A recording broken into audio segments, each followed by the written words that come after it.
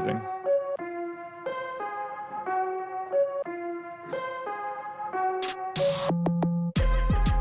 And we are live. Welcome to the NBA Strategy Show. It is Monday, November 8th. I am Josh Engleman. I am joined by Adam Scherer. We are brought to you by Yahoo Sports, and we've got the perfect slate today. 8 games. I could not ask for anything other than just me not being on Live Before Lock tonight so I could focus on the slate. But that's neither here nor there. Before we do anything, hit that like button, subscribe to the channel, hit the notification bell so you know when everything goes live. Maybe we can run the likes up as high as we did on the NFL Live Before Lock show yesterday, which got over 2,000 likes live, which is just absolutely crazy. Awesome to see. So let's see how many we can get on this show today. Well, let's start here. Adam, how did it feel to be the bridesmaid in 2 separate sports yesterday? Didn't feel great, but it did get me back to about even after I just got destroyed on the main slate, the early slate, the late slate for NFL. 4th and 5th in NBA, 3rd and 4th in NHL. Would have been nice to take one down. Would feel a lot better today, but can't complain, I guess.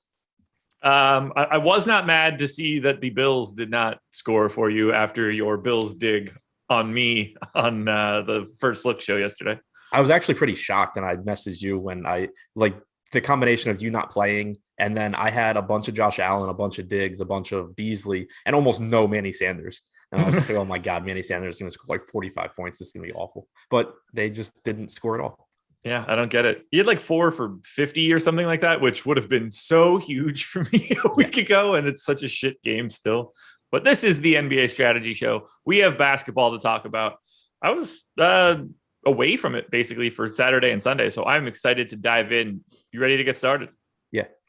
We got some interesting spots here today too. So that should be fun. But here we go. New York Knicks at the Philadelphia 76ers. Knicks are 4.5 point underdogs, 210 total. On the Knicks side, we have some, question marks, I guess is probably the best way to say it, in that they're on a back-to-back. Derrick Rose didn't play yesterday. Derrick Rose played yesterday. Kemba didn't play yesterday. It's possible that Derrick Rose then doesn't play today. We don't know that officially. We're not going to know any of that until they get together for any sort of shoot around or meeting. Are you treating the Knicks side of this game any differently with regards to actives right now? For now, I'm just assuming that it's as usual. I'm assuming Rose plays. I'm assuming Kemba is back. Wouldn't be shocking, like you said. I think the most logical thing that could be different would be that they sit Rose and you get basically the same thing you got yesterday, but with Kemba in place of Rose. For now, though, I'm just assuming that they both play. Yeah. Okay. You and me both. On the Philly side, the Sixers are without Tobias Harris. Obviously, Isaiah Joe still out, both in the health and safety protocols. Matisse Thybulle out as well. And if you've been living under a rock, Ben Simmons will not be making an appearance for the Sixers today. So let's start on the Knicks side, where the highest owned guy on an 8-game slate on either FanDuel or DraftKings is Evan Fournier at 4.7%. And I can't exactly say that I think it's incorrect. I don't find anybody that I really want to get to a lot. Kemba will look better on FanDuel at 4,800 if Derrick Rose happens to be out. But for right now, this is 2 of like the 4 slowest teams. They lean defensively either way. I don't see a lot here. No, neither do I. I also just for the first time realized Mitchell Robinson only played 17 minutes yesterday. He was in one of my really good lineups. So that pissed me off a little bit. But not much to see, I don't think. This has been the case for a while with the Knicks. Julius Randle is always playable in tournaments. He's also priced about where he should be. He's playing 36 or 37 minutes. He's still producing at a high rate, but there's just going to be a lot of competition at that price point around him in salary. So difficult to prioritize him. Kemba at 5,500. If Rose is in, Kemba's fine in tournaments. You still have a path to 30 to 32 minutes if he's playing well, but it obviously makes him a lot riskier. If Rose sits, Kemba looks a little bit better. But even, yesterday, Rose played 29 minutes with Kemba out. So it's not like you would necessarily look at it and say, oh, Rose is out, so now Kemba's going to play 36 minutes. It's more likely that you would just get a little bit more quickly, a little bit more Alec Burks, some combination of the two. So it would make you feel more confident, I think, that Kemba plays 30 minutes, give or take. You're not running the risk. You're not running as high a risk of him playing like 24 minutes and Rose playing the other 24. But it wouldn't necessarily give him a bunch of extra playing time either. Yeah, my same thought process. I got Kemba in for 28. I don't think it dramatically jumps if Rose is out, but at 4,800 on FanDuel, every one of those minutes matters. Right. That price tag is desirable. Very little else though desirable for the Knicks. I don't have anybody else that I really want to touch on here. No, neither do I. I mean, I guess the center position is cheap. Robinson's 4,300, Nerlens Noel backing him up at 3,900. But I think it's a big enough slate, and center always has a lot of options where you're not prioritizing any of those guys. But I think it's at least worth mentioning.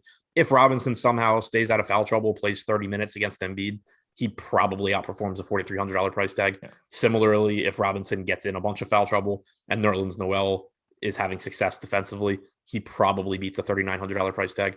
But not prioritizing either of these guys. Yeah, there's a lot of center talent, not only just at the top with Embiid or Jokic, but even that middle tier that's been dramatically underpriced. So something to pay attention to. On the Philly side, we're all over the map for this one with all these bodies out. Joel Embiid is the only guy in double-digit ownership on either side of this game, FanDuel or DraftKings. That's 16% owned on FanDuel, 13 on DK, 9,300 and 9,800 across both of those sites. I'm certainly getting back to Joel Embiid. That I'm sure that now that he actually played well in the last game, he's going to go right back to sucking the moment that he gets into any of my lineups. How do you handle the rest of Philly, though? So it partly is going to depend on Danny Green. He's questionable for this game. He's missed the last couple. If he's out, it helps solidify the minutes for guys like Milton, Niang, Korkmaz. If he's back, then it makes that rotation a little bit messier. Last game, you got a starting lineup with Thibault out of Maxey, Milton, Curry, Reed, and Embiid. I don't know if Korkmaz replaces Reed in the starting lineup today if Green's out. I do feel I guess he could replace Milton. If Green comes back, he replaces either Milton or Reed. Korkmaz could move back into the starting lineup as well. Either way, I think that Embiid at 9,800 still gives you plenty of upside. Finally had a strong game last time out at low ownership. He hasn't been quite himself this year, but he is still producing well. Just not quite the 1.6 DraftKings points per minute that he was last year. He's without Harris on the floor. He's now played that since last year. I had the wrong dates up. Wowie defaulting to the beginning of last year is something I can't wait to see change. Yeah, same. So he's played 107 minutes this year without Harris on the floor, 1.4 DraftKings points per minute. The rates are solid, though. 34.7% usage rate, 17.5% rebounding percentage, 25% assist percentage. So still plenty of upside for him at 9,800. The Knicks have been good defending the paint this year. They have been not good defending anything else. So I think that even though they're getting more expensive, looking to take some shots in tournaments on guys like Seth Curry, Furkan Korkmaz, Niang, assuming Green is out, makes some sense as well. Let's assume Green is in. Is there anything really interesting here for you? I think Embiid's still interesting. Yeah. Ignoring Embiid. Other than that, it just would take potential minutes away. It would take a lot of the floor away from all of the Milton, Niang, Korkmaz group. I got a little bit of interest in, I have Green in right now. If Curry's really 1% owned on FanDuel at 5,200, I'd like to have a little bit more than 1%, but he just seems to be different when these guys are off the floor. Still just like a 0.73 fantasy point per minute. You need the shots to fall. He's not really bringing anything else to the table. I don't have much else for this game. I'm really happy that it's the only 7:00 game. That should make, I hope, the ramp up to live before lock a little bit easier, but also I don't really care too much about this game in particular. So I think the slate sort of just starts at 8. Agreed. Moving on to Brooklyn and Chicago. The Nets are 1.5 point dogs in Chicago. No Nick Claxton for the Nets. Questionable tag potentially on LaMarcus Aldridge. This is a back-to-back for the Nets. He did not play the only other back-to-back they've had. We'll see, I guess. James Johnson is also questionable. So let's start on the Brooklyn side, where obviously we can talk pretty quickly about Harden and Durant. Harden is 9,600 on FanDuel, 10-1 on DraftKings. Durant is 10-5 on FanDuel, 9,900 on DraftKings. Harden's double-digit owned on both sides. Durant is close on FanDuel, 15 on DK.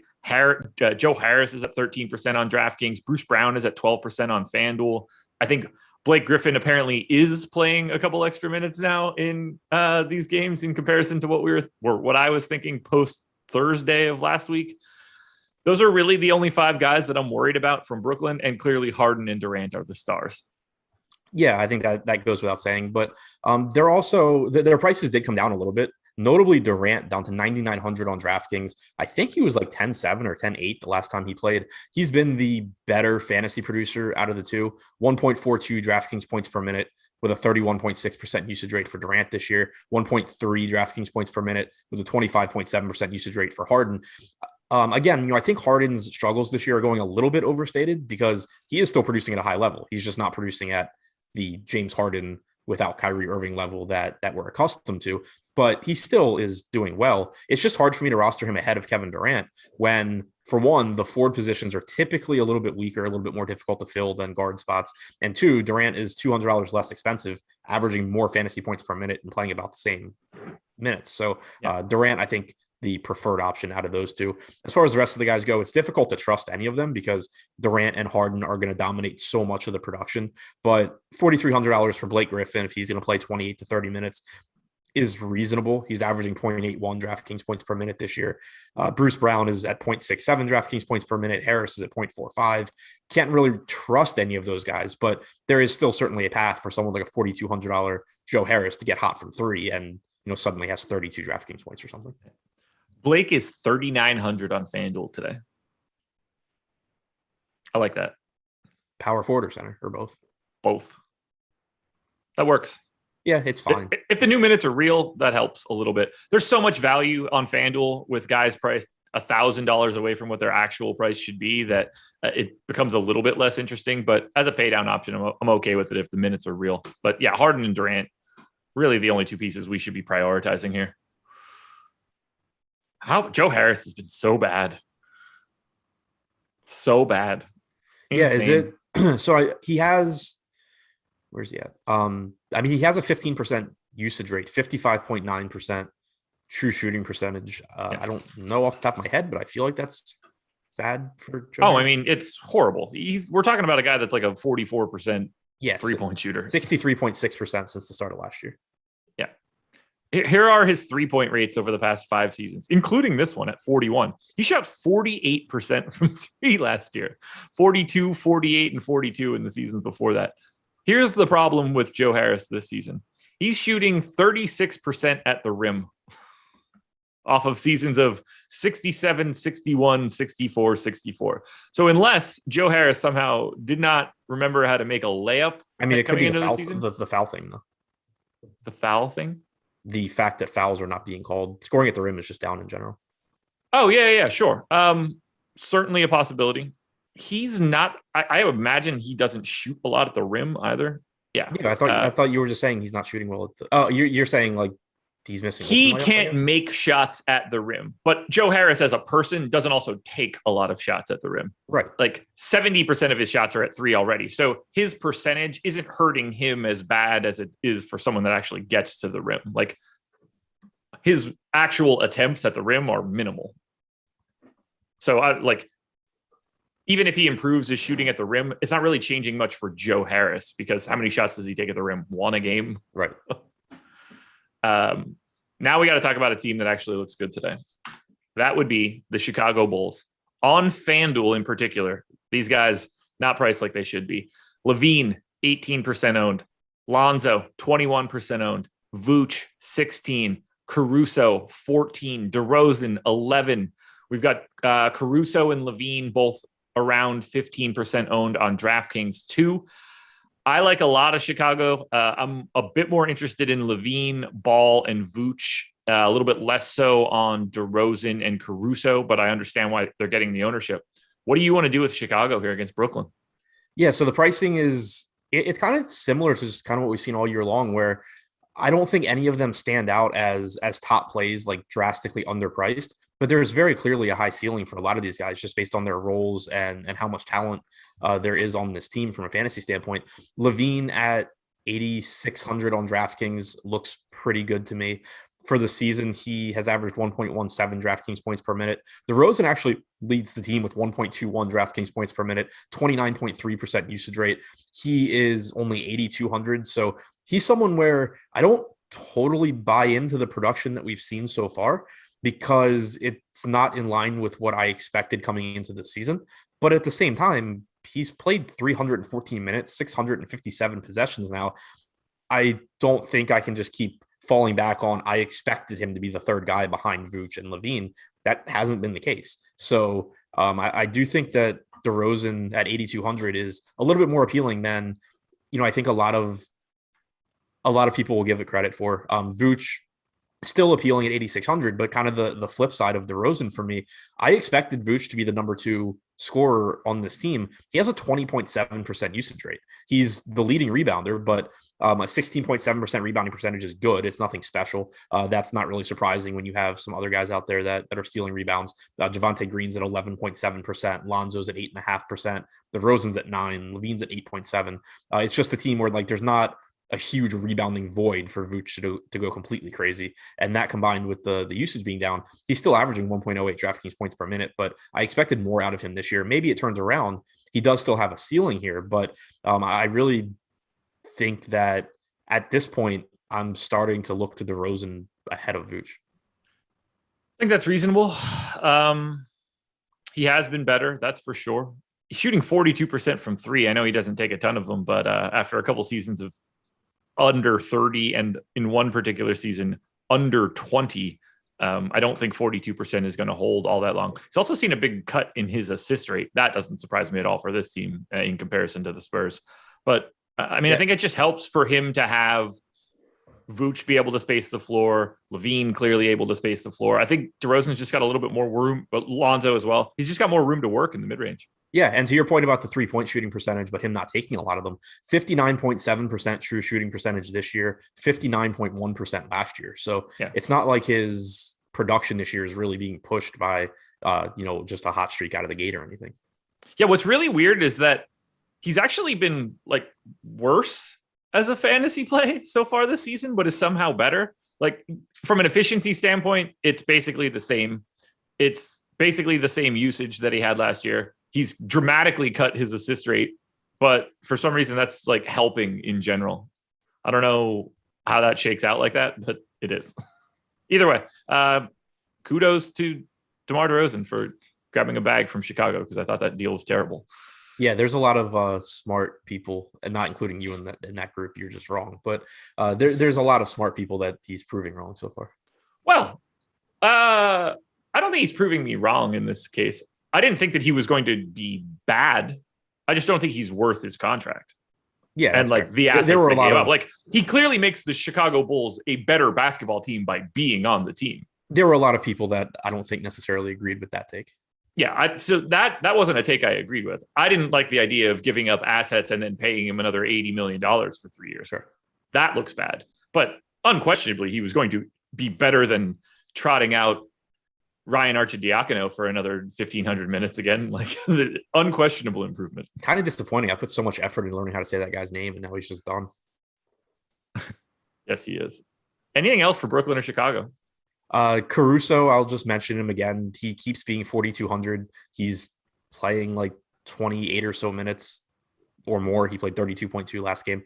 It's even easier for him to be in the closing lineup now that Patrick Williams is out. He's not a great fantasy producer. He's clearly not going to get a lot of usage on this team, 13.7% usage rate, but he does have a 21% assist percentage. He's averaging 0.78 DraftKings points per minute. He's just a guy where the minutes are there for his price tag. Last piece in is fine. Typically, there's going to be enough value that opens up that he ends up not really being a priority, but potentially a useful piece at that price tag. Coming up later today, after this show, 11:30 a.m., a little bit later than normal, NFL recap show. Adam will be here with Eric, I assume, breaking down this past Sunday's NFL slate. We've got the Awesemo betting show at 1 p.m. We've got the Awesemo fantasy football show at 2 p.m. Yahoo NFL show at 3. The NBA pre-show at 4:15, leading you into NBA Deeper Dive at 4:45. That will be Adam and probably Lofty, but I don't really know. I know that I am on Live Before Lock at 6 o'clock with Greg. And then we've got the 7:15 NFL Live Before Lock show coming up, closing out our day of content. NBA ownership rankings are free. NFL Showdown top plays are free. And NHL player projections are free. So I can make the joke once again, you guys can use those projections to finish third behind Adam and Jake, although maybe you'll finish fourth in that situation because Adam will not be in first. That one probably stung. Squeak Diesel, thank you for the super chat. Minnesota and Memphis. What's up? I don't know. It's early, so I have I have the YouTube page up, right? And I heard you thank him for the super chat, and then you didn't say anything, but I saw your mouth moving and just. Oh, got it. Like I was thinking that I was looking at like in our room and your mouth was moving, so I thought you were muted when really it's just the delay. Got it. Well, just think about how much worse that could have been if I didn't switch it to low latency, right, Jordan? Minnesota and Memphis. T-Wolves are 5.5 point dogs in Memphis, 212 total. And this one's going to be tricky for right now. Still no Dylan Brooks. Q tag on D'Angelo Russell and Zaire Williams. For this moment, I'm anticipating D'Angelo Russell to be in. I didn't really see how else I could treat this game. 17% owned on FanDuel, 11 on DraftKings for Anthony Edwards. He's the only guy north of 6% ownership. Anthony Edwards is really the only guy that I have a ton of interest in from Minnesota. Clearly, if Karl Anthony Towns shows up in a lineup, I'm not going to freak out. But there's not a lot here from Minnesota for me. I thought there would be, and there's just not. If we're assuming Russell is in, I agree with that. Yeah. Yeah, I mean, Edwards is always going to be fine at 8K. Usage rate is sky high this year. The assist numbers are solid. He's just playing really well. He's playing huge minutes. There's never really any issue with getting to him. 30.9% usage rate, 1.14 DraftKings points per minute on a pretty bad 49.7% true shooting percentage. So I think he's got, a high ceiling. Like you said, Karl Anthony Towns, you're never upset about getting to him. It's just, it's difficult a lot of the time because there's always so much mid-range upside at center. And then a lot of times, and tonight's one of those times, you have Jokic on the slate where it's like, well, if I'm paying up, it's really hard to not go to Jokic. Granted, Jokic does have a brutal matchup tonight, but it always just makes it really difficult to get to Towns. But at the same time, it always makes him an interesting tournament play because everyone's very aware of everything I just said, and it leads to him being low owned and still having a 70-point ceiling. So Towns is clearly fine. If Russell's in, I don't really have much of anything else. Yeah. All righty. Torian Prince started last game. He played 24 minutes. He replaced Josh Okogie in the starting lineup. Okogie then DNP'd. Yeah. Wouldn't be surprised if you just see Torian Prince as a starter now, and he is $3,200 on DraftKings. I also wouldn't be surprised if Josh Okogie just went right back into the lineup and Prince got its same minutes back. I don't trust Minnesota at all, but that's a good point out there. Well, time to talk about the most popular team on the slate. That would be the Memphis Grizzlies. Pretty much the entire team is in play right now, and it could be even crazier if Zaire Williams ends up out, which I'm getting the sense that that's what we're projecting for some of this to actually shake out the way that it did. Otherwise, I think these ownership numbers come down. Ja Morant, double digits. Desmond Bane, 24% on DK. Jaren Jackson Jr., 35% across FanDuel and DraftKings. I don't know about that one, unless I'm missing something. Melton, double digits. Adams, 26 on DraftKings. Kyle Anderson in the 20s. Am I missing somebody that's out? No, they're just all really, really, really, really, really cheap and in a good spot. Yeah, absolutely. Oh, I mean, a lot of these guys are popping for me too. Morant, Bane, Melton, Adams. I agree with all that. The Jaren Jackson Jr. ownership seems really high to me. 5,800. I mean, 35% on an 8-gamer. Yeah, I mean it's as high. A 1.05 fantasy point per minute guy.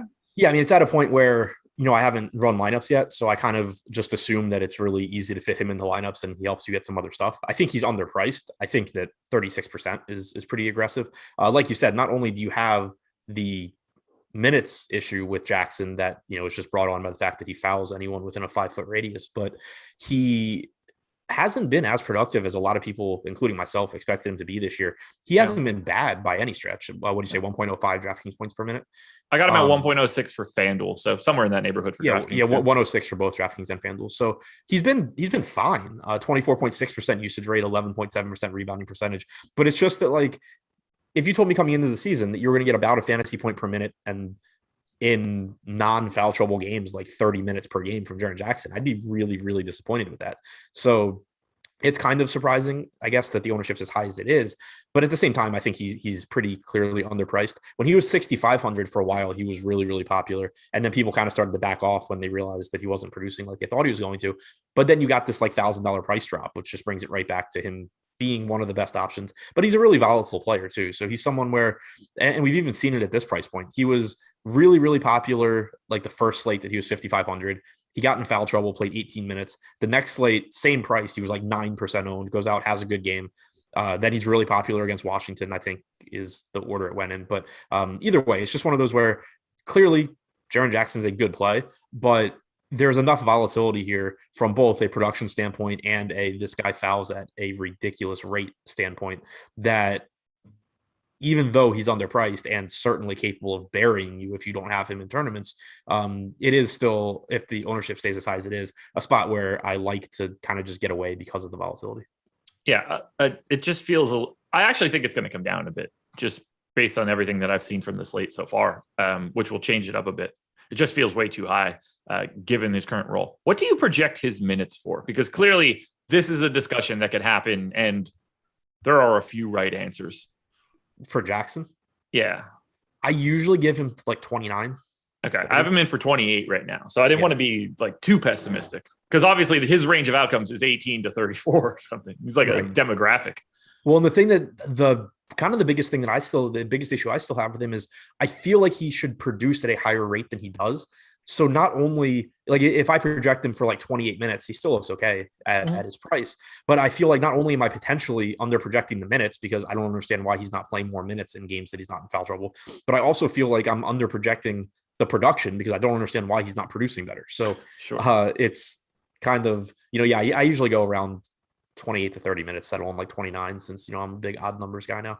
And, so it makes him look good. But I think there's a path to more minutes for him. Like there's no reason when he's not in foul trouble, he shouldn't play more, but he really hasn't been. It's kind of been like he plays 18 when he's in foul trouble and he plays 30 when he's not, which is kind of disappointing. Is he the biggest enigma in basketball for us? Yeah. Since the moment he got in the league. Yeah. I mean, the amount of text you and I have probably spilled in various ways talking about Jaren Jackson is a lot. Shit, I played 80% Jaren Jackson at 1% again. Yeah, that happened a lot. Yeah. Which, can you imagine that? Like, that would never happen now. Well, part of it was, I mean, that was like 3 years ago or whatever. I still was kind of raw at doing my own projections. And I would be, at the time, I tried to go I tried to kind of project like, not best case outcomes, but like, what I would kind of try and project what I thought the team wanted to do as opposed to like averages. So Jaren Jackson, is priced for his 26 minutes a game because he fouls everybody. And I'm projecting him for 32 minutes every day because I know Memphis would love for him to play 32 minutes. And then on top of that, he's getting 1% ownership. And so I'm just jamming him every single day. And we definitely weren't adjusting for leverage properly. Yeah, that too. What do we do with the rest of Memphis? Because like the Morant ownership, I agree with. The Bane ownership, I agree with. The Melton ownership, I agree with. Steven Adams at 4,500. If he's going to get 30 minutes, that's a great price for him. Kyle Anderson's ownership, to me, says that we're assuming Zaire Williams is out. Is the only way that I can get to 22% for Kyle Anderson, but that's cool too if he's out.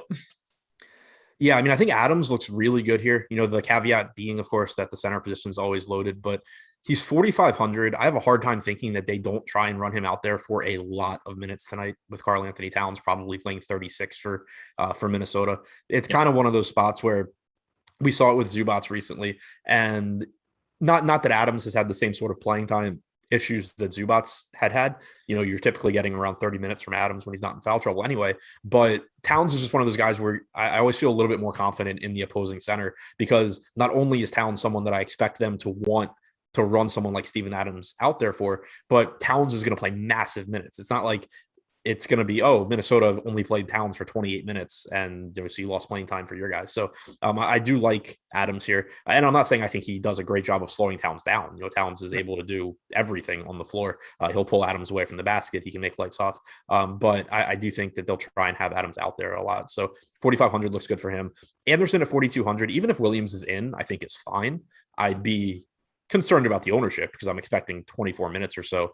If Williams is out, I think that does open up more minutes for Anderson. But also keep in mind that Memphis does typically run a pretty deep rotation. I think you'll also just see John Contra maybe play a little bit more, Brandon Clark reinserted into the rotation potentially.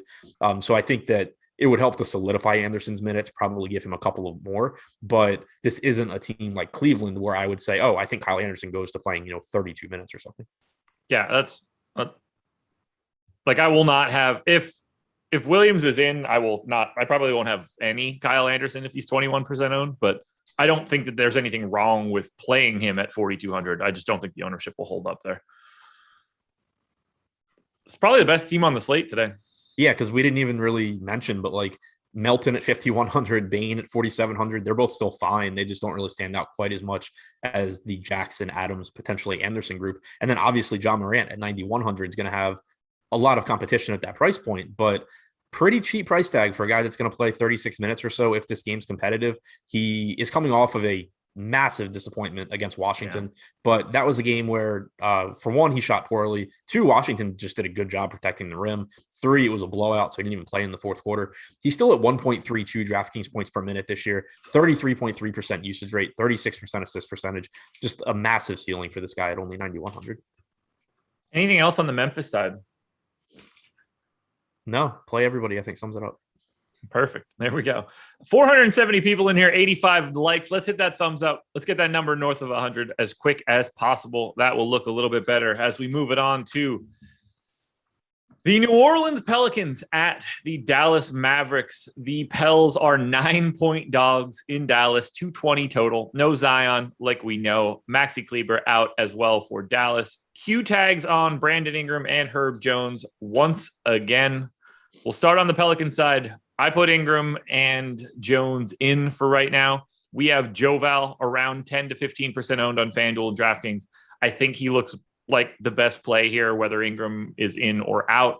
I don't mind Nickeil Alexander-Walker for 5,900 at basically no ownership, although it's not like my favorite thing in the world. I don't really like a lot of the Pelicans in general, though. Yeah, if Ingram's in, Joval's kind of like the only thing that I see. Yeah. Because Ingram he cuts into the rates of everybody. Like when you look at Ingram off the floor, Joval's usage rate goes up, and so does his rebounding and his assist percentage. But even when Ingram's out there, he's still rebounding at a really high rate. He's still getting enough assists, and he's still a relatively high usage guy. Valanciunas, that is. But guys like Devontae Graham, Nickeil Alexander-Walker, their production, they're priced at a point where you kind of, I think, need Ingram to be out unless you happen to just get like a really efficient shooting game, which like certainly somebody like Devontae Graham still has a path to success at 6,300 because he's going to play 33 or 34 minutes. So it's fine in tournaments, but he's not going to look that good if Ingram is in. He'll look better if Ingram's out. Joval, though, just playing big minutes this year. You saw he only played like 29 minutes 2 games ago. That was the first time this year that we've kind of seen him rested in game. That was the second half of a back-to-back. I was kind of curious to see what they would do with him against Golden State on a 3-4 against a team that, they could play smaller against. The answer was he played 31.4 minutes and lost the final 8 minutes of the game to a blowout. So they just went right back to running him a massive amount of minutes. In the first half, he played about 19 minutes.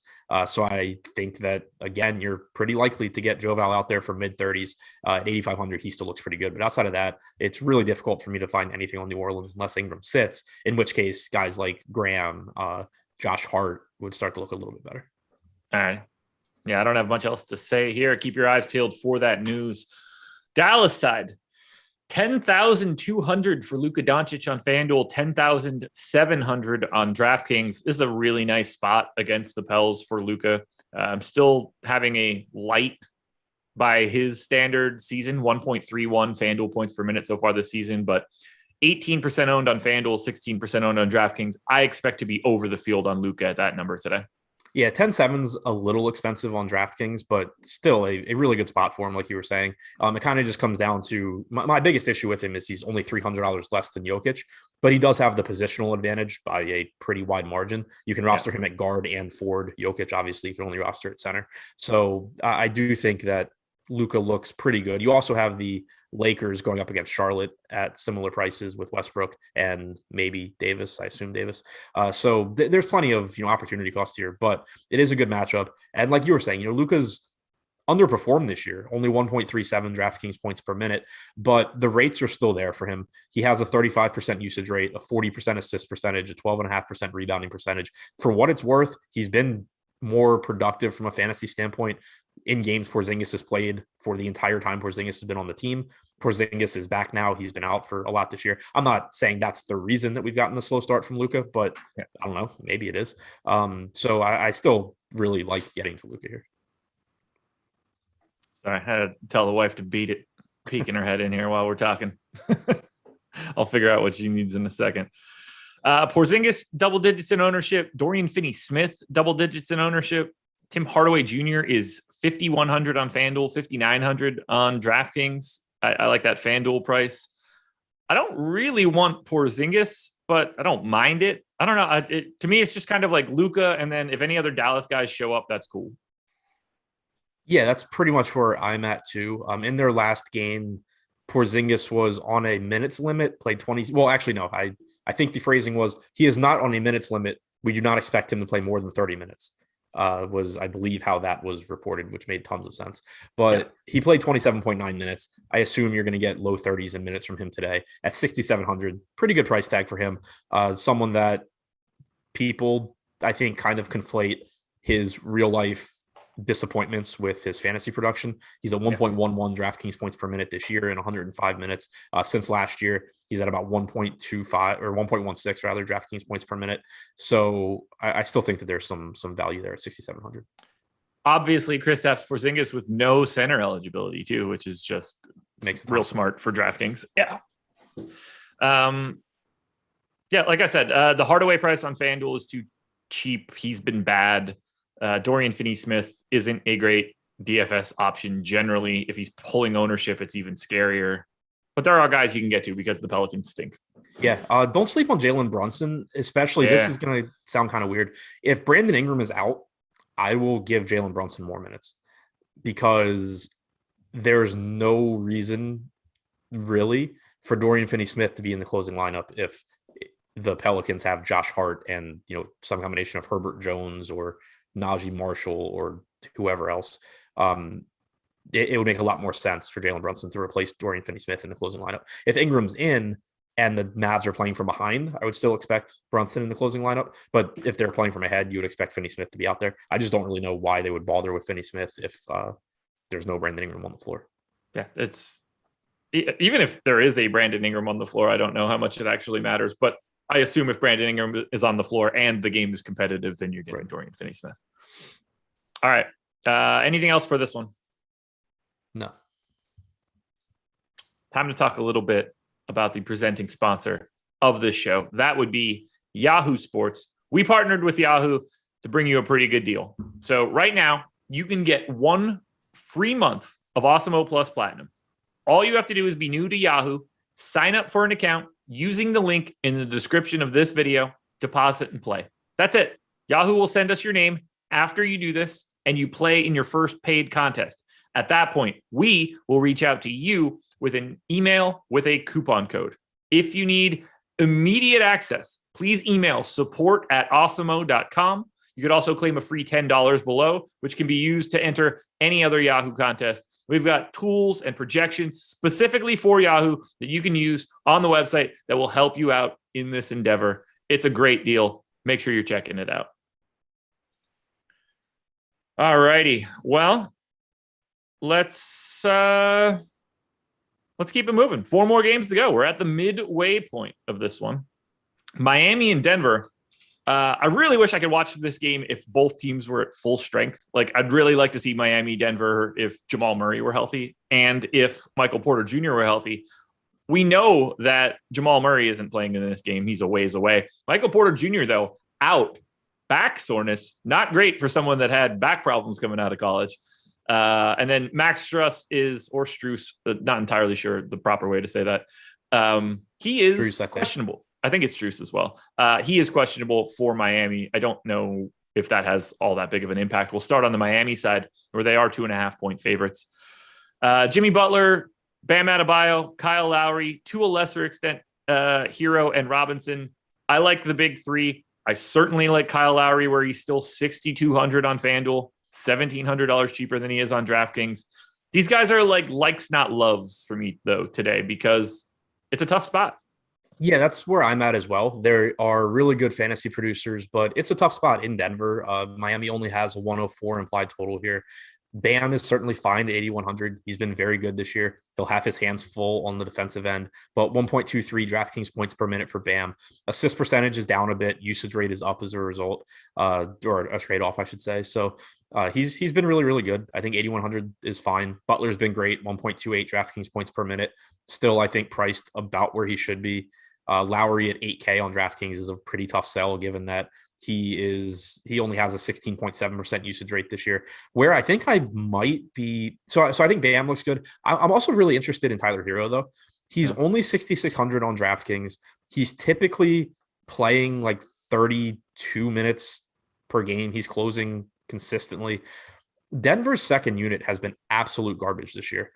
I think you could see Hero just kind of come out and light them up coming off the bench. And then, the minutes are going to be there. It's not like he's had any trouble getting shots up this year anyway, or producing. 28.9% usage rate is second highest on the team behind Butler. 1.11 DraftKings points per minute is better than everyone except for Bam and Butler. So at 6,600, I still like Hero, assuming he's not going to be very popular.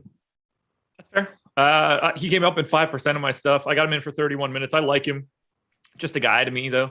Duncan Robinson, 3,800, shooting guard, small forward, if you need value, I guess, is out there. The best play for me, since I'm a FanDuel guy, is definitely, though, Kyle Lowry at 6,200. That'll continue to be the case until that price climbs. Yeah, usage there, not as much of a concern. I mean, he's still producing around the fantasy point per minute. He's playing huge minutes. He has a 31% assist percentage. There's a lot of things Kyle Lowry is doing well. So I agree with you. On FanDuel, the price tag looks good. On DraftKings, it's just like, it's hard to pay off an 8K price tag on assists. Yeah, absolutely. And they're like, what you're looking for Kyle Lowry on FanDuel is the day where he is like sort of the primary offensive guy, and it all just comes together, because he'll blow 6,200 clean out of the water. Like, you don't, a 40-point fantasy day from Kyle Lowry, and you're like, oh shit, I needed to have him. And that is so easy to get to at a $6,200 price tag for him. Weird team. It's just like starting four plus Hero, and it just falls off a cliff. I like this team. I'm really curious to see what Miami looks like in the playoffs. Very good. Yeah, you would think. I hope they could stay healthy. On the Denver side, a lot of ownership on the DraftKings piece. Jokic 15%, Barton 20%, Monty Morris 10%. The guy that I expect to get the biggest benefit here is likely PJ Dozier, 3,600 on FanDuel, 3,300 on DraftKings. Just a very easy value play to get to.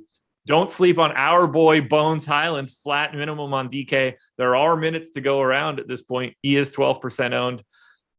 It also wouldn't shock me if Jermichael Green or Jeff Green fell into more minutes. I think Austin Rivers is probably now a part of this rotation and into that 10th spot that Michael Porter Jr. frees up. Start wherever you want with Denver, because I think there's a lot of different directions we can go. Yeah, so Dozier started the second half in place of Michael Porter Jr. last time out. He ended up playing 23 minutes in that game. In the second half, he played about 11 minutes. So I think it's reasonable if he starts to expect, somewhere around 24, 26 minutes from Dozier. At 3,300, that would make him look pretty good. Since the start of last year, he's played 642 minutes alongside Nikola Jokic. 0.72 DraftKings points per minute, only a 14.8% usage rate. So this is someone where I think, like, if he starts, he's going to get ownership, but you do want to be cautious because he's been a productive fantasy option in his career, but it's typically been in that bench role where he is able to do a lot of things. He's going to lose production playing alongside Jokic. So still a good value, but, kind of just pay attention, make sure you're not using his bench production and just assigning more minutes to it, basically. You also, like you said, the minutes are there. So they're likely to go to Dozier, but you could see more go to Highland at 3K. You could see more go to either Jeff or JaMychal Green at basically minimum salary as well. So it is a spot where I think I would definitely want to set rules where I'm not just playing, Dozier plus Highland or something like that, but mixing these guys in, especially if value doesn't really open up throughout the day, because they are cheap and there is, a path to success. It's not a good matchup, but just really cheap price tags. And we don't know exactly how this rotation is going to play out without Porter. Do you have a guess as who your most exposed nugget would be today? Dozier or Highland? Okay. Thoughts on $4,900 Aaron Gordon today? I'd never have thoughts on Aaron Gordon. Better NBA player than DFS guy. Truth. At least when he's not running the point for the Magic. Right. I was gonna say back in the day, the designated James Harden defender, like he'd be playing like 28 minutes a game, and then they would play Houston or OKC, whoever Harden was on, and suddenly Gordon's playing 39 minutes and you have running point. Yeah. Be amazing. I like him on DraftKings today for 4,900. That price looks okay when there's no Porter. Yeah. What do we do with Jokic? Oh, go ahead. You got more. No, I was going to say potentially more rebounding opportunities, although Porter hasn't really been rebounding at a high level this year anyway. But it does make Gordon look a little bit better. Jokic, I think, is still a great option. It's a difficult matchup, but I don't think you can overstate how good this guy is. And he does everything so well. 31.2% usage rate, 28% assist percentage, 22% rebounding percentage. All of those lead the team. 1.71 DraftKings points per minute, typically going to play 34, 35 minutes if this game's competitive. There's opportunity cost of the position. The matchup's not good, but Jokic is also pretty close to matchup proof. Yep, absolutely. Will Barton is the guy that I'm interested in here.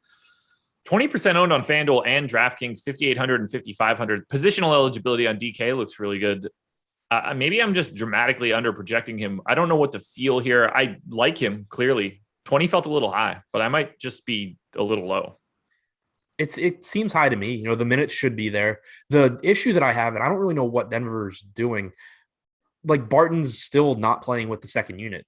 We saw it earlier in the year. It's really good for him when he does. The reason that I say that I'm surprised, Malone has even commented on how bad the second unit's been and how they need to figure out a way for Denver to not completely suck when Nikola Jokic isn't on the floor, yet we're still just running lineups of 5 backups out there when Jokic isn't on the floor. So kind of surprised that we haven't seen, whether it's Barton or Morris or Gordon, someone running with the second unit when Jokic is on the bench, but we haven't so far. The minutes are still nice for Barton. He's averaged 0.95 DraftKings points per minute overall this season.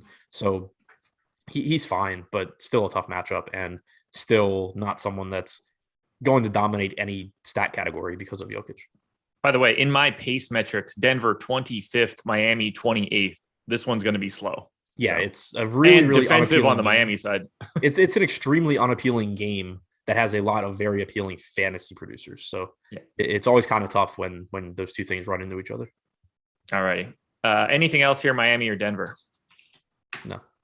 Guys, hit that like button. 127. 200 is going to happen today. I can feel it. Atlanta at Golden State. The Hawks are 3.5-point dogs, 221 total, and we don't have any injury news here. This is just free reign to take whatever you want from Atlanta and Golden State.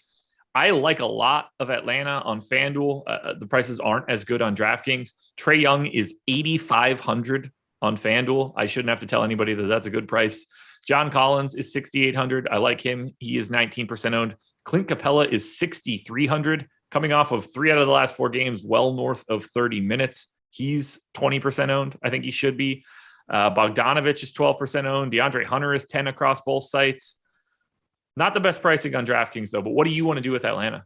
I like John Collins at 7K. Like you said, the pricing not as favorable on DraftKings, but 7K for Collins, I think makes a lot of sense here. You've seen his playing time come up a bit recently, played 34.5 minutes again against Phoenix, but this is also a game where it would not surprise me at all if John Collins closes at center, just like he did against Phoenix. In that game, you had the Suns close with Frank Kaminsky. Here, you're most likely going to have the Warriors closing with Draymond Green. Atlanta countered by closing with Collins at the 5. You had Cam Reddish in the closing lineup. I think it's pretty likely you see similar minutes in this game as you did that game. That means fewer minutes for Capella. He played 28 minutes. And again, this Capella could play more. Like you were saying, you've seen the minutes increase for him recently. But those have typically been like against bigger front courts. We haven't seen Atlanta be afraid to go with these smaller lineups. They certainly have the wings to do it. So I think the most likely case is that Capella gives up a few minutes to somebody like Cam Reddish, and you see more production for John Collins because he produces at a higher rate when he's playing center, as most people do. So I think Collins looks very good at 7K. I think 3,800 for Reddish in tournaments makes a lot of sense. He's someone that I think is typically going to be projected for like 21, 22 minutes, when in this matchup, it's likely he plays several minutes more. If it's not Reddish, it could be Gallo. It could be Herder, seems to be like the least likely out of the three at this point. But the point being, I think there's a very good chance that one of Reddish, Herder, or Gallo closes in place of Capella. And Reddish is my best guess. And also he's produced pretty well this year. Usage rate is up quite a bit.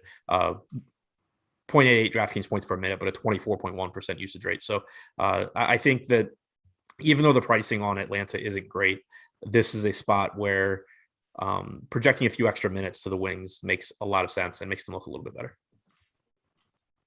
Young, Bogdanovich, Hunter, Collins, Capella, 355 possessions this year, plus 7.2. The defense has been bad. That kind of surprises me, just given Capella at center. That's like the whole reason that he's a part of those lineups. So that is a piece that I expect to improve. They've been a 92nd percentile offense there. When they take Capella out of that lineup to go to the Reddish lineup, negative 27 points per 100 possessions across 52 possessions, and not scoring at all. So they're making this change where Capella in that starting 5 is not providing the defensive value that he normally did. But when they're dropping down to Collins at the 5 with Reddish, the offense, You're breaking. I don't up. know what. Can't hear anything you're saying.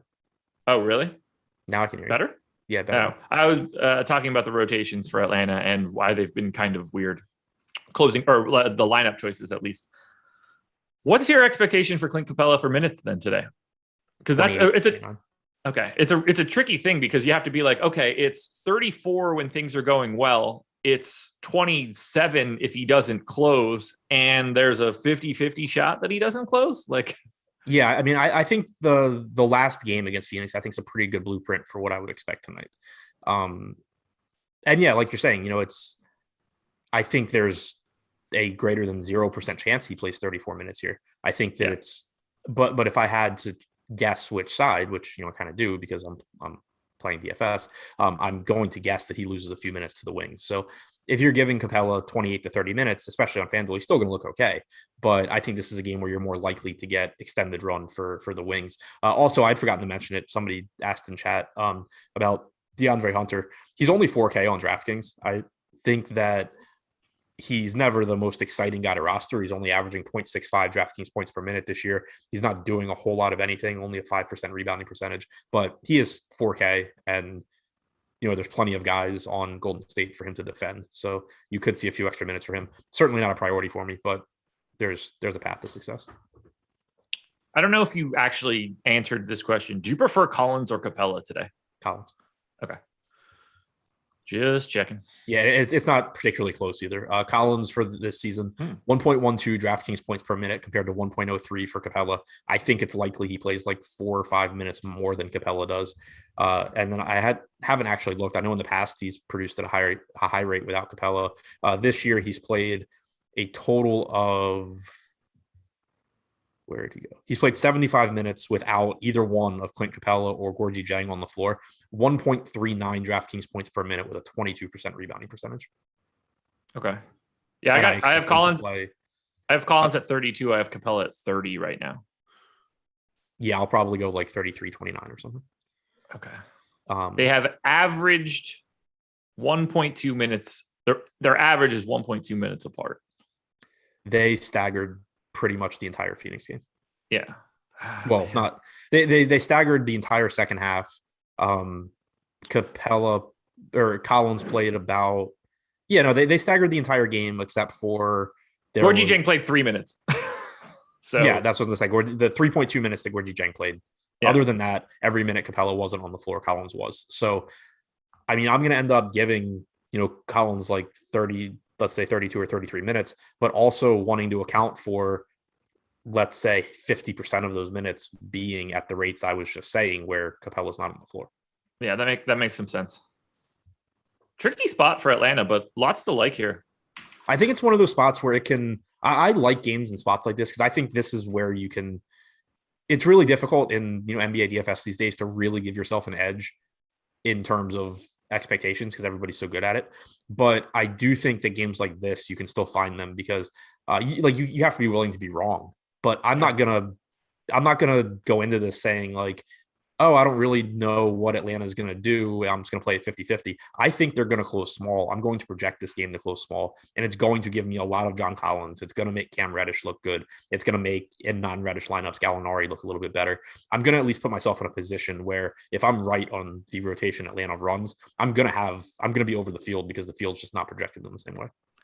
I think this is the type of game where, and I don't disagree with your thought process, where they close dynamically, consistently making moves for offense, for defense. If it's like in a late game situation, Capella on in defensive situations at the 5, Capella off in offensive situations if you need to go to Collins. These are the type of matchups where I think they might try to play it a little bit stronger, just playing the game. But again, we're talking about a very narrow window of game styles too. I lean your direction in that Collins is going to be closing at the 5 now that they've basically excised Gorgie Jang from the rotation. Right. Golden State. Steph Curry is 9,800 on FanDuel, 10-5 on DraftKings. I like that $9,800 price tag on FanDuel quite a bit, although then we can start mentioning the other 67 point guards that are underpriced, like Trae Young at 8,500. Wiggins pulling a ton of ownership on FanDuel right now, 5,500, 20% owned. He's 6,600 on DraftKings and not owned at all. So if you're curious where the price lies, probably somewhere in the middle is the best option. Jordan Poole is 6K on FanDuel, 5,800 on DraftKings, 10 to 15% owned. Draymond not pulling all that much ownership, 7,300 and 7K. But those are really, to me, the only 4 guys that I'm getting to. I don't need $5,200 Gary Payton on FanDuel today. Yeah, that's a hell of a price tag. Have you seen anything? What's Iguodala? Is he? I saw probable earlier. Okay. Because he hadn't played yesterday. I assumed that was just a back-to-back thing, but I wasn't sure. So assuming he's back, that makes it so I don't want to go after the cheap guys like Peyton or Porter or Bielitsa that I did yesterday. It brings us back to where we've been at with Golden State for most of the season, where Steph Curry obviously looks great. If you can get him in the lineups, should be easier on FanDuel than on DraftKings, given the pricing. He's pretty close to some of these other pay-up options that we really like. But either way, still going to be a good option on DraftKings. Jordan Poole's playing more minutes over the last few games. He's finally getting that rotation that I think we really wanted coming into the season, where he's typically going to play 30 to 32 minutes. He's still playing essentially every minute that Steph Curry is not on the floor. So he still looks like a pretty solid option at 5,800. Draymond's fine at 7K. But yeah, it's kind of just, yesterday was different because when you take Iguodala out, it just opened up minutes for a lot of really cheap guys. Today, assuming Iggy's back, it goes back to just being somewhat interested, at least in all of the starters, with the exception of Looney, Curry, and Poole, I think, looking the best. Yep. We're on the exact same page here with Golden State. Gary Payton's been fun for the past couple of games. He has also not cracked. Succeeding. Yeah. Also hasn't cracked 20 minutes. Yeah. So, he's the biggest thing with Gary Payton is just the fact that he is in the rotation now. And so it just, and you and I have talked about this before, but it just goes back to Steve Kerr playing a lot of guys as far as the bench rotation goes. It makes it so Golden State, it's not like it's affecting, Steph Curry or Draymond or anything, but it makes it so this isn't one of those teams like with Atlanta, I'm going to be taking some shots on Gallinari or Cam Reddish, thinking that they can run into 26 or 27 minutes here. There's nobody on Golden State's bench when you add Gary Payton into the rotation that already included Bielitsa, Porter, Lee, Iguodala. There's nobody that I'm trying to get off of their bench.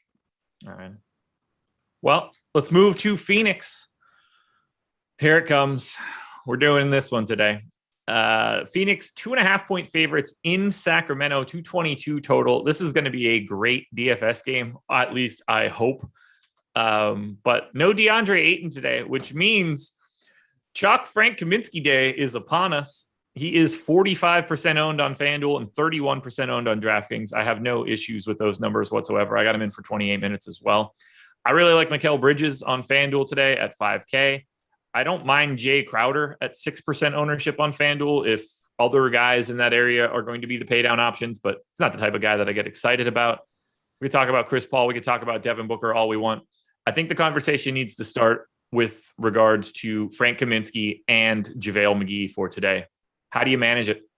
So I think Kaminsky being popular makes a lot of sense. I have no issue with that. He's played 28 and 29 minutes in the 2 games without Ayton. He's always been a productive fantasy player, 1.08 DraftKings points per minute so far this year.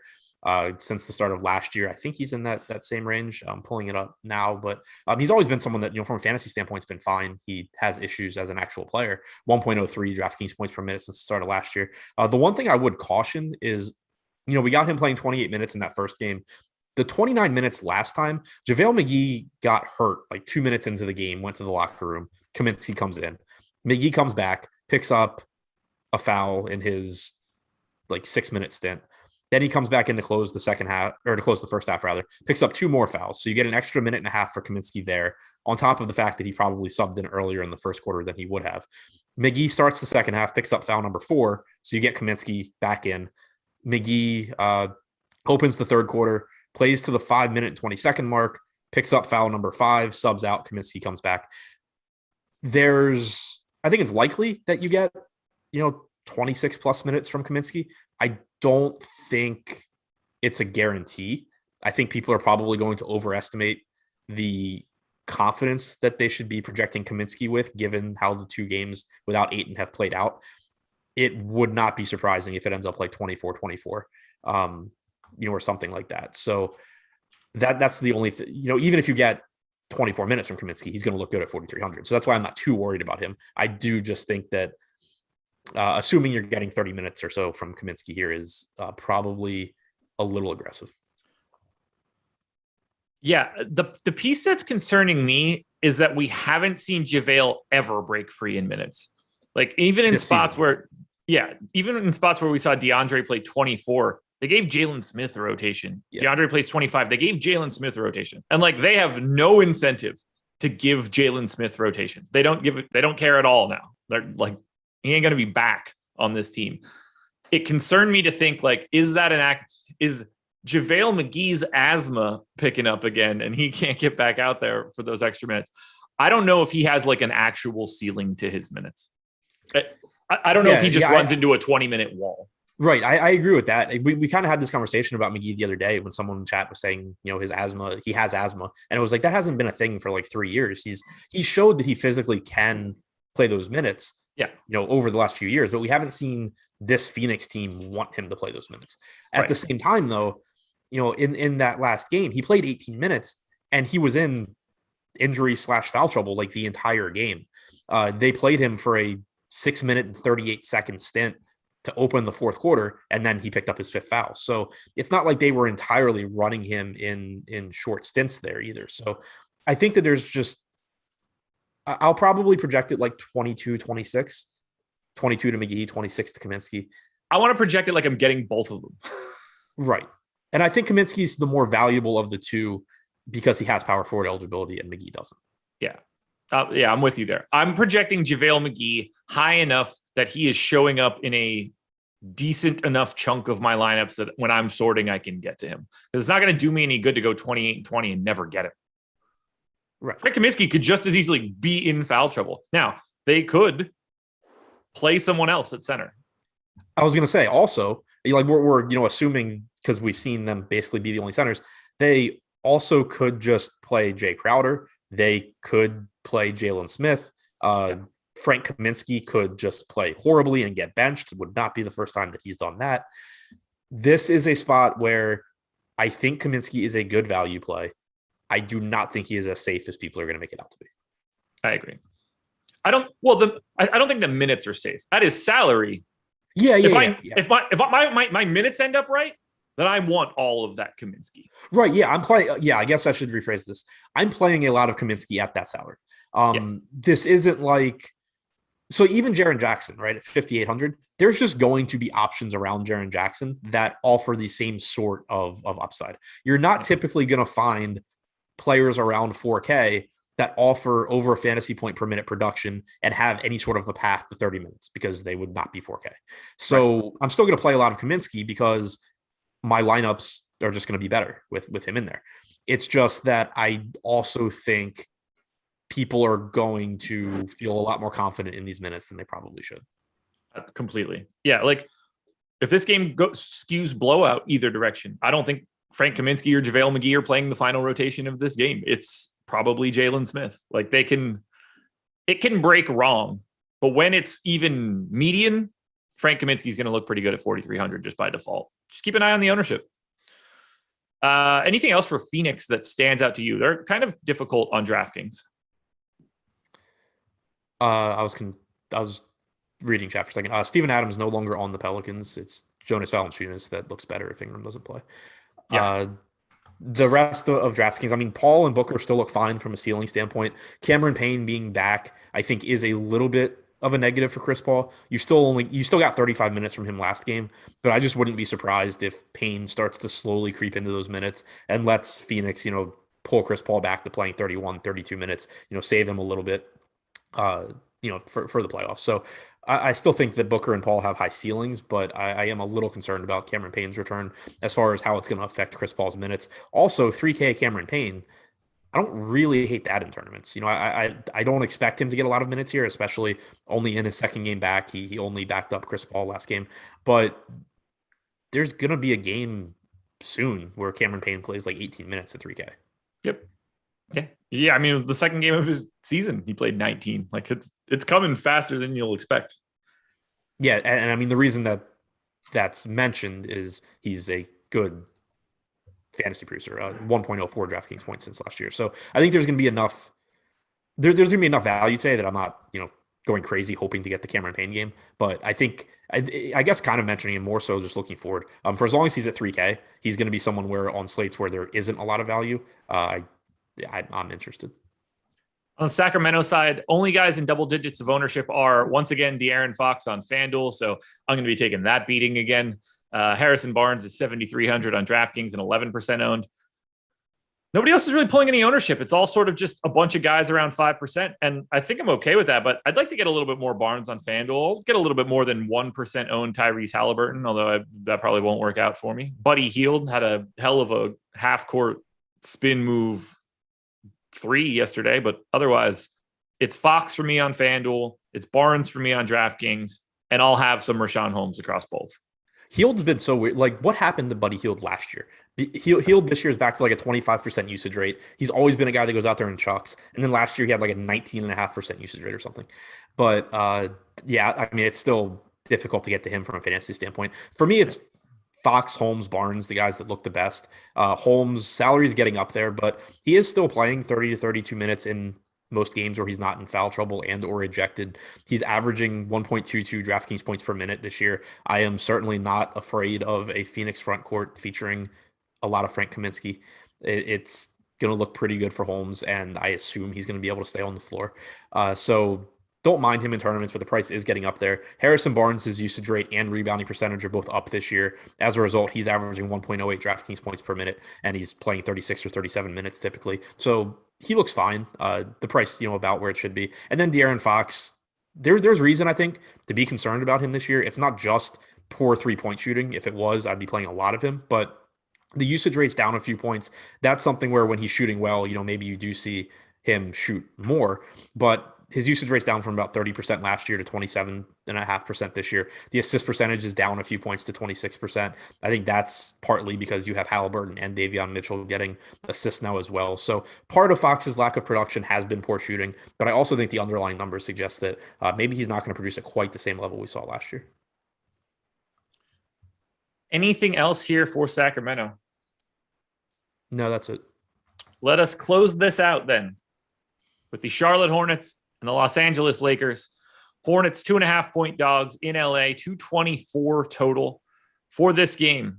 No LeBron James, no Trevor Ariza, no Kendrick Nunn, no Talen Horton-Tucker. AD is nominally questionable. I assume his tummy ache feels better. We're waiting on his other injury. I'm assuming AD plays. PJ Washington is doubtful. That is probably the bigger piece of information in this one. On the Charlotte side, we've got Gordon Hayward, 27% owned on FanDuel. I understand why it's happening. We've got Terry Rozier, 35% owned on FanDuel. Highly ranked for me, but I think I could actually get away from it finally. 5,300 at that price tag. Miles Bridges, Mason Plumlee, Cody Martin, all 10 to 15% owned on DraftKings. How do we manage the Charlotte Hornets today? This game is a massive pace spot, by the way. Two of the fastest teams in the league. Yeah, there shouldn't be much defense played in this one either. So there should be a lot of fantasy points scored here. I think from the Charlotte side, 5,200 on Plumlee is a pretty good price tag. He only played about 24 and a half minutes yesterday. He was questionable for that game. They did close small with Hayward, Rozier, Ball, Bridges, and Kelly Oubre. You could see a similar thing here, but if Plumlee's going to play, let's say 26 to 28 minutes at 5,200, he's fine. Not a great play, I don't think. I think I'd rather go to Steven Adams for 700 less, but certainly playable. Miles Bridges, I'm again just kind of pulling a 180 on how I feel about him and becoming a Miles Bridges guy.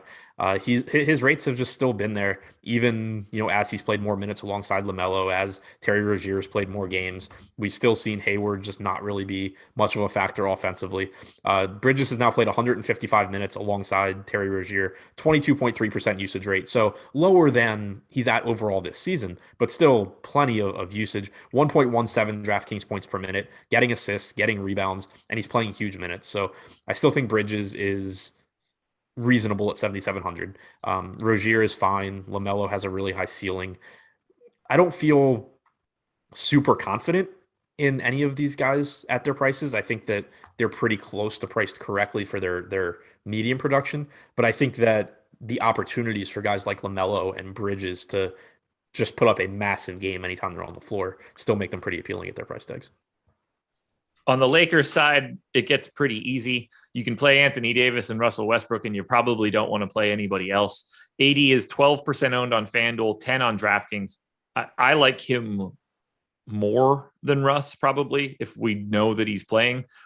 Russ is 9,400 on FanDuel. You can go ahead and jam that one and not feel bad about it. 10-4 on DraftKings is a little bit healthier there. How do you separate AD and Russ?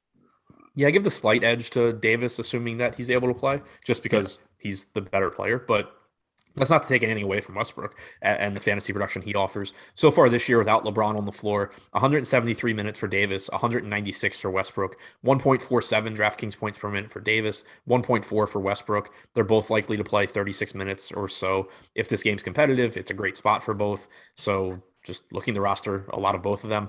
Beyond them, like you said, it gets a lot less appealing. Melo at 5,700, likely to play 28 to 30 minutes. He's averaged 0.91 DraftKings points per minute without LeBron on the floor, so that's fine.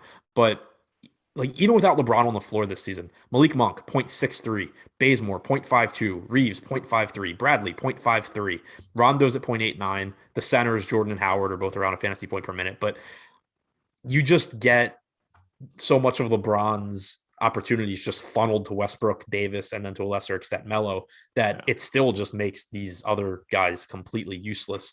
And it scares me because you would think that over the course of the time LeBron's out, you're going to get like a random Kent Bazemore blow-up game or a random Avery Bradley blow-up game, but they're just not remotely close to the point where I'm a lot more willing to just lose the time that it does happen than that I'm going to just be chasing Kent Bazemore and his 9% usage rate. Absolutely. I got nothing else here. Rondo's 3K flat. He played 12 and a half minutes last game. He probably plays like 15 or 16 if this game's competitive. So he's kind of in that like Cameron Payne bag, but a little bit ahead of Cameron Payne. Ellington played 25 minutes yesterday. 2 days ago, rather.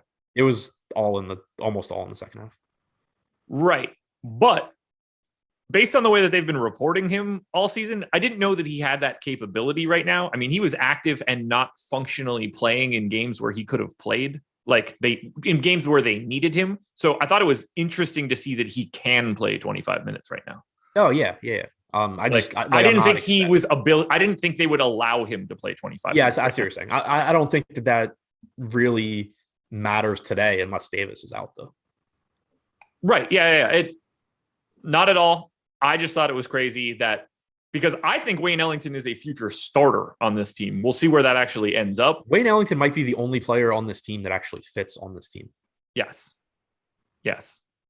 Agreed. So something I'm paying attention to while his price is minimal. Deep dive later today, deeper dive at 4:45, correct? Yep. Guys, hit that like button, subscribe to the channel, notification bell, all that good stuff. We are done. Adam's going nowhere, though. Coming up in 10 minutes, NFL recap show is going to be up and at it. Thank you, guys. Thank Yahoo Sports for being the presenting sponsor. Make sure you're signing up there using the link in the description. We're done. We will talk to you a bit later. Good luck today. Win some money.